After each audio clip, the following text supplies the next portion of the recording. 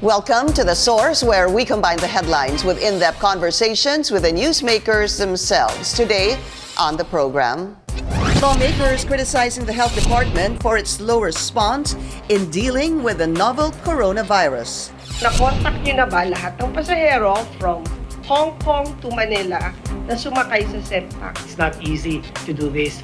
With the DOH admitting challenges in tracing individuals linked to n-CoV positive cases. I'm told that these airlines are invoking the Data Privacy Act. I don't know how. This is rather strange. That has to be investigated, and we will look into it. The threat and what we know so far of the novel coronavirus. The DOH should be the first line of defense. You shouldn't be blaming other people because this is a health issue. And the global initiative to prevent its spread. Philippine Society for Microbiology and Infectious Diseases President Dr. Marissa Alejandria joins us live.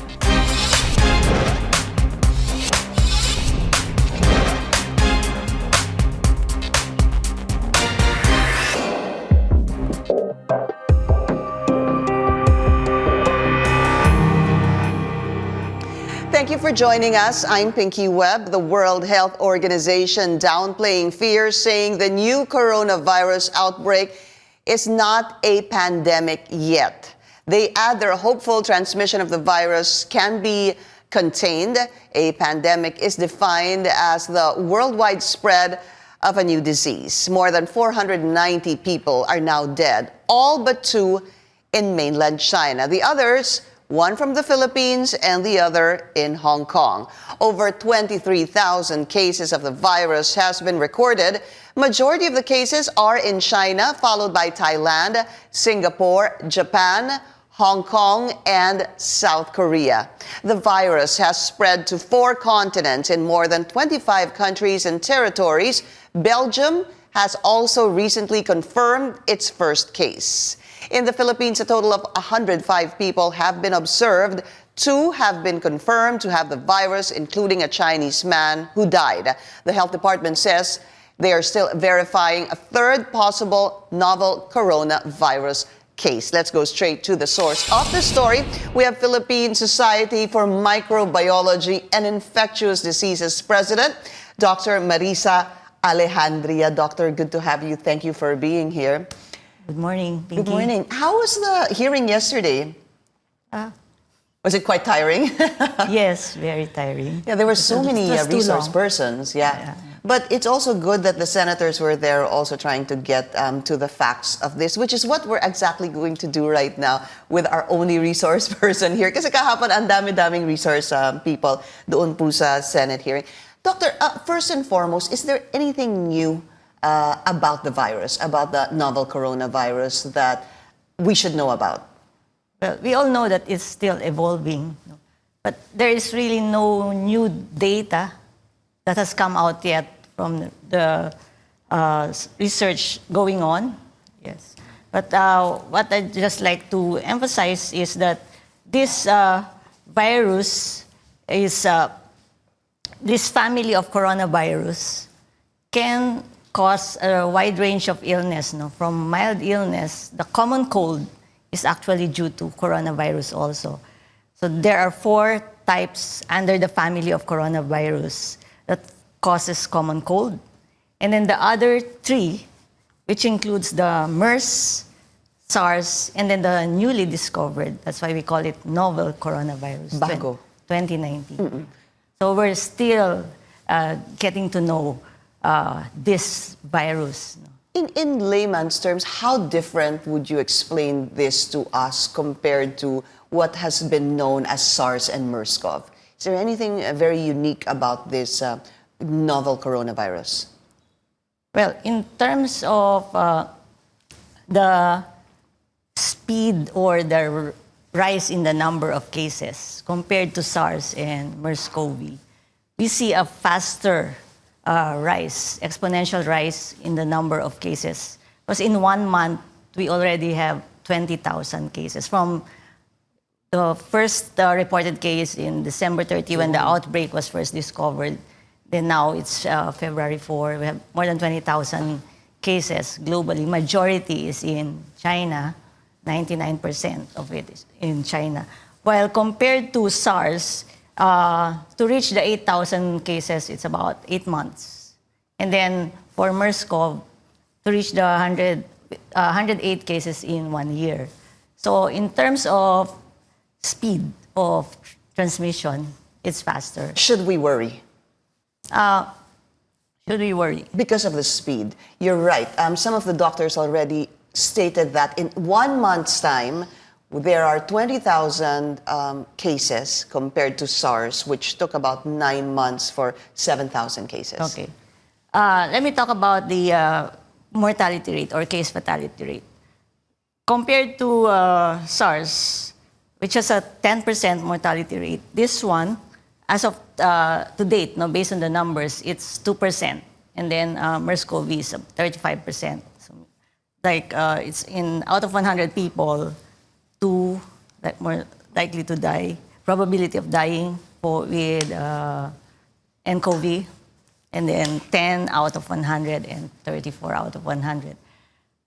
But in terms of the spectrum of the illness, or meaning the range of illness, majority is mild illness in n-CoV compared to SARS. So of the 20,000 cases, 13% presents as severe illness. Severe is the pneumonia type. The mild is just fever, cough, just like sore throat. No? So majority is the mild case. What constitutes pneumonia? When do you know that it's pneumonia? So how do we differentiate? I have a cough, I have a cold, and then no, you have pneumonia. Pneumonia presents more with difficulty of breathing. Okay. So, and the symptoms are the cough is more severe, so you have productive cough. And the more common presentation is really the difficulty of breathing, especially in this viral infection. The n-CoV. Yeah. All right. The WHO has a short clip on the novel coronavirus. As Dr.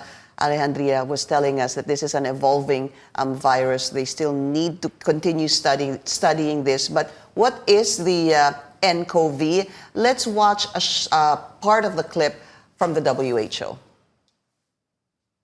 In December 2019, there was a cluster of pneumonia cases in China. Investigations found that it was caused by a previously unknown virus, now named the 2019 novel coronavirus. In this video, we'll take a quick look at what's currently known about the virus. Keep in mind that this is a new virus, and what's known about the virus now might change in the future. Coronaviruses are a large group of viruses. They consist of a core of genetic material surrounded by an envelope with protein spikes. This gives it the appearance of a crown. Crown in Latin is called corona, and that's how these viruses get their name. So it actually looks like that.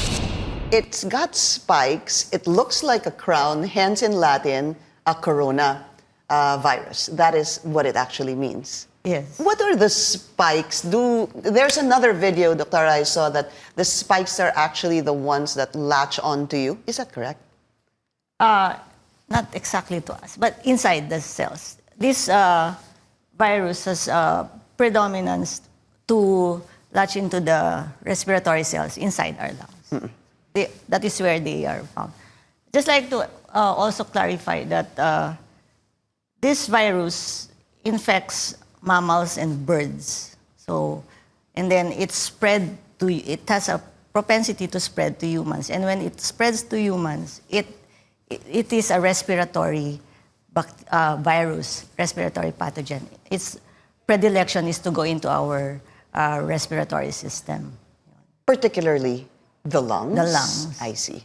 Okay, so... And it passes through our nasal, right. Nasopharynx, then down to the throat and from the nose to the the throat to your lungs. Ganun ho ba, Doktora? So what happens? That's why they keep telling us don't touch your face with unclean hands. So we're gonna talk about this more. For example, how does it actually infect you? We're gonna try to find this out more from Dr. Alejandria. And of course, she already mentioned that it originated from animals. Supposedly, in a market, in Wuhan, China. We'll be taking a short break. Still to come, we need to find out the challenges of contact tracing and cremating people who died due to the novel coronavirus outbreak. This is The Source on CNN Philippines. Please stay tuned. You're watching The Source on CNN Philippines. Our guest today, Philippine Society for Microbiology and Infectious Diseases President, Dr. Marissa Alejandria. Again, let's watch this short clip from that WHO video as well. And it talks about transmission. Let's watch this. Where did the virus come from? It's known that coronaviruses circulate in a range of animals. Sometimes these viruses can make the jump from animals to humans. This is called a spillover and could be due to a range of factors, such as mutations in the virus or increased contact between humans and animals. For example, n-CoV is known to be transmitted from camels and SARS-CoV from civet cats. The animal reservoir of the 2019 novel coronavirus is not known yet. How is it transmitted? The exact dynamics of how the virus is transmitted is yet to be determined.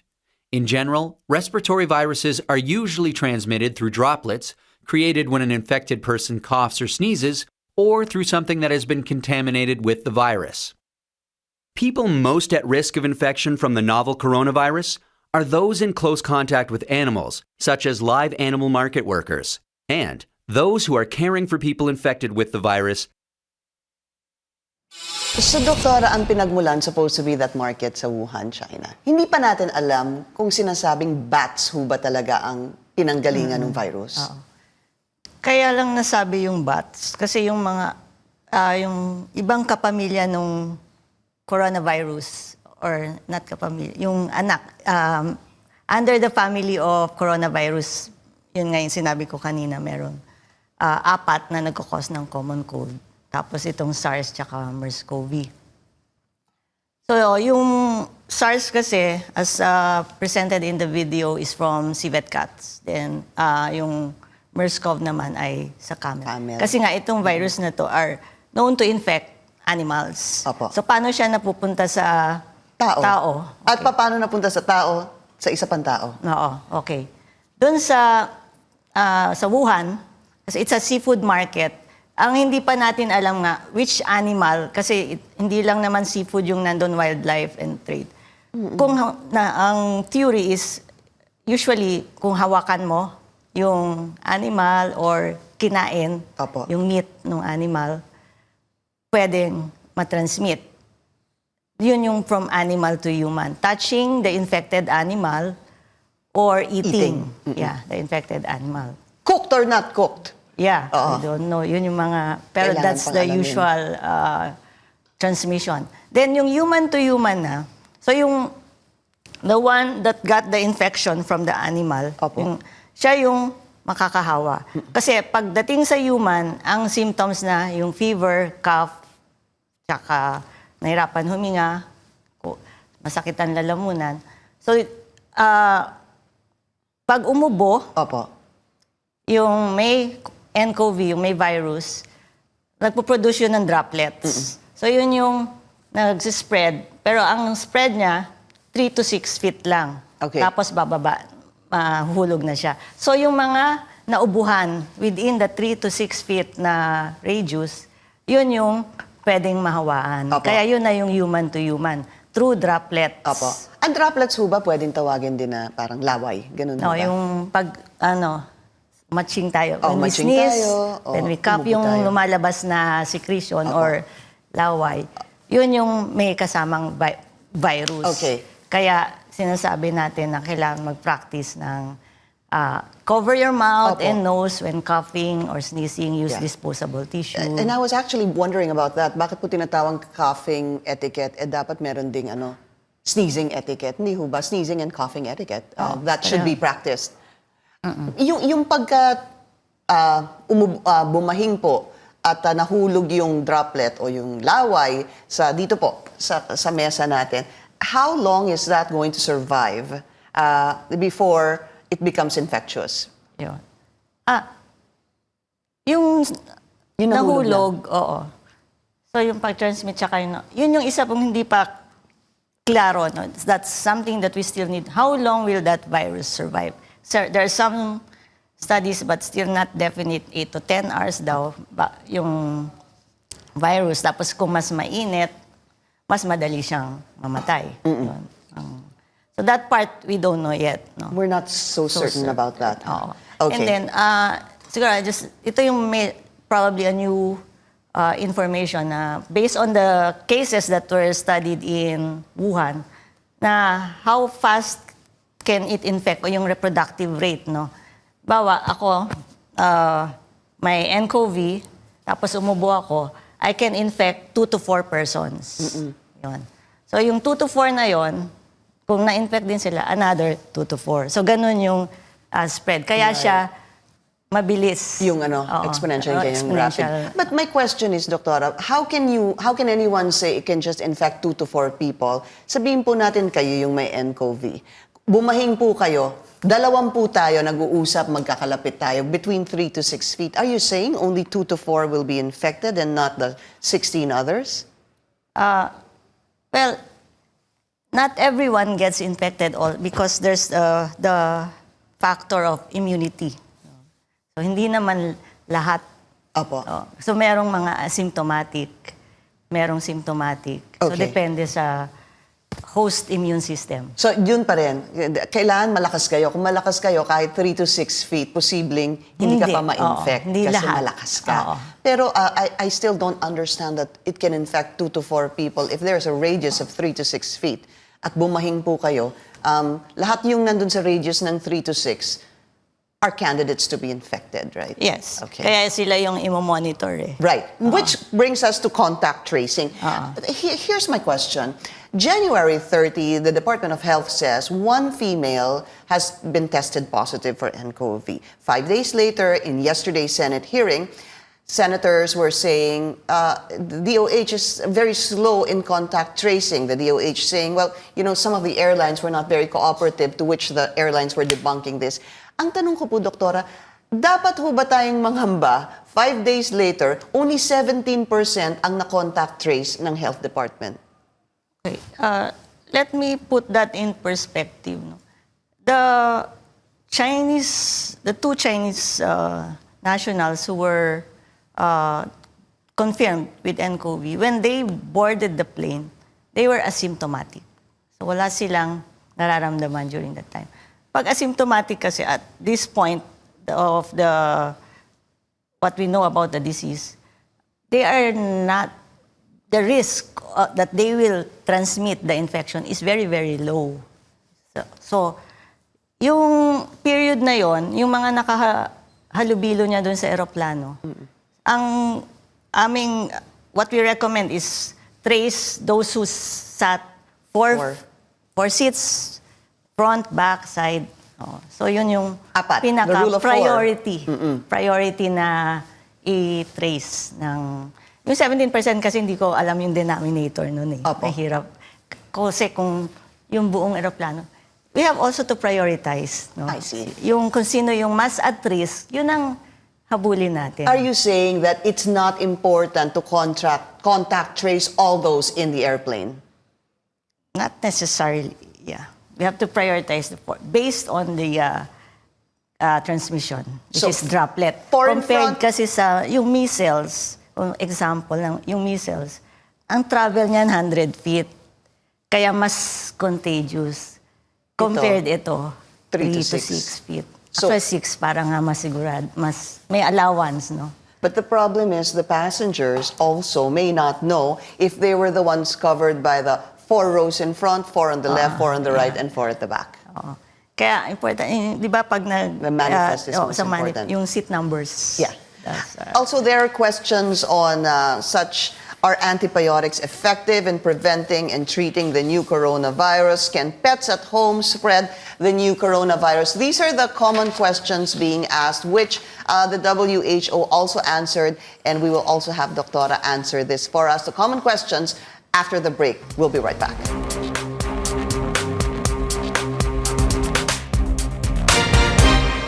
You're watching The Source on CNN Philippines. Our guest today, Philippine Society for Microbiology and Infectious Diseases President Dr. Marissa Alejandria.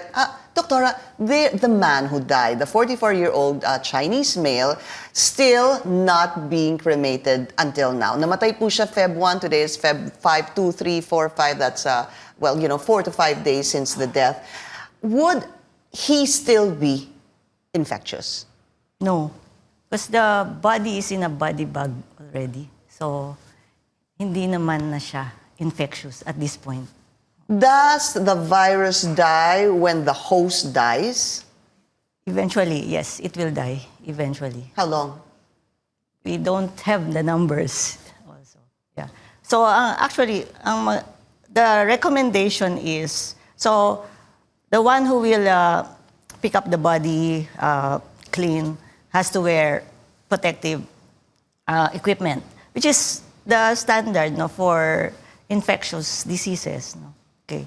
So wear protective equipment, especially for diseases that we do not know yet the full course of the course of the disease. So yun, protective equipment naman yung ating mga personnel. So we have infection control guidelines on that. Tapos ideally, cremation, if not possible, pwede namang burial, but the body has to be in a body bag. I see. I was gonna ask that. Pwede naman, hindi naman kailangan i-cremate, no? Pwedeng i-bury lang. Pero Ideally kailangan maganda. sealed. Sealed. But how do you respond to what Secretary Duque was saying? Nagba-back out daw ho kasi yung dapat magka-cremate. Siguro out of fear. Nagba-back out yung magka-cremate. Oo po. We have to explain na they will not be infected with the virus. And we are 100% sure of that? Yes. Okay. What about self-quarantine? Yung pong mga sina-self-quarantine, so many questions on this. 14 days at home, is that really effective? And how sure are we that the person on self-quarantine ay hindi po makikihalubilo dun sa mga kasamahan sa bahay? Okay. Kasi the quarantine is an effective measure that we use for diseases that we don't know the complete picture. So, kaya siya 14 days kasi yun yung nakita na sa mga kaso na it takes about 2 to 10 or 2 to 14 days bago lumabas ang symptoms. So, para ma-prevent mo yung pagkalat, i-quarantine mo muna sa bahay. Ngayon, kailangan mag-cooperate kasi tayo. If we want to control the spread for our public health responsibility, not just to protect ourselves, but to protect the public, and to help control this epidemic. We have to cooperate with these measures, especially yung self-quarantine na yan, at home talaga, and then i-monitor mo yung symptoms mo. Kung may fever, maramdaman kang fever, cough, colds, then consult ka agad, wear mask, tapos magpa-konsulta para ma-isolate, para hindi ka rin makahawa. Yun namang kasama sa bahay, imo-monitor din.